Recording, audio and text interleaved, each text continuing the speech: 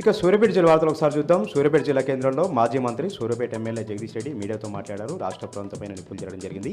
కులగణన సర్వే పేరుతో రాష్ట్ర ప్రభుత్వం ప్రజల్ని పచ్చి మోసం చేసిందని కూడా జగదీష్ రెడ్డి ఈ సందర్భంగా ఆరోపణ చేశారు. స్థానిక సంస్థల ఎన్నికల్లో మళ్ళొక్కసారి బీసీ, ఎస్సీ, ఎస్టీ ప్రజల్ని మోసం చేసేలాగా రేవంత్ రెడ్డి సర్కార్ వ్యవహరించిందని కూడా ఆయన ఈ సందర్భంగా ఫైర్ కావడం జరిగింది. పొద్దున్న లేస్తే సీఎం రేవంత్ రెడ్డి మంత్రులందరూ కూడా కేసీఆర్ని తిట్టడమే పనిగా పెట్టుకున్నారు. రాష్ట్ర ప్రజల ముందు పరువు పోగొట్టుకుంటున్నారంటూ కూడా జగదీష్ రెడ్డి ఈ సందర్భంగా ఫైర్ అయ్యారు.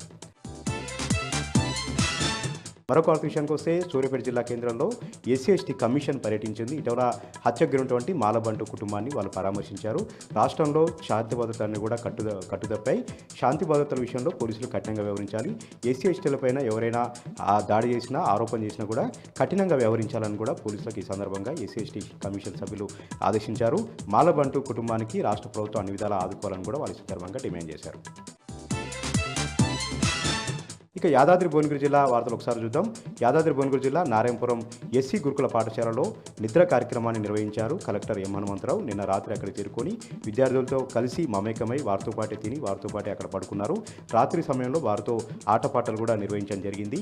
విద్యార్థులందరూ కూడా క్రమశిక్షణతో చదువుకోవాలి, విద్యార్థులు 10వ తరగతి ఫలితాల్లో ఉత్తమ ఫలితాలు సాధించాలని కూడా ఈ సందర్భంగా చెప్పడం జరిగింది. ఇదే విధంగా ప్రతి గురుకుల పాఠశాలలో సాంఘిక సంక్షేమ హాస్టల్లో ప్రభుత్వ నిబంధనలకు అనుగుణంగా పక్కాగా మెను పాటించాలి.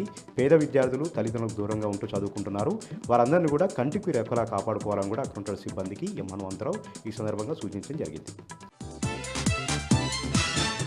ఇక మరొక విషయానికి వస్తే చౌటుప్పల్ మండలంలో అడవి దున్న హల్చల్ చేస్తూ ఉంది. గత కొన్ని రోజులుగా పొలాల వెంట కనపడతా ఉంది. ఈ రోజు కూడా చిన్నకొండూరు, పెద్దకొండూరు గ్రామాల్లో అడవి దున్న పర్యటిస్తూ రైతుల కంటపడడంతో ఒక్కసారిగా భయభ్రాంతులకు గురయ్యారు. అటవీ శాఖ అధికారులకు ఫిర్యాదు చేశారు.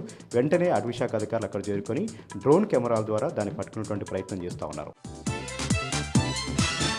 ఇక నల్గొండ జిల్లా వార్తలు ఒకసారి చూద్దాం. నల్గొండ జిల్లా కేంద్రంలో వీఆర్ఐలు నిరసన కార్యక్రమాన్ని దిగారు.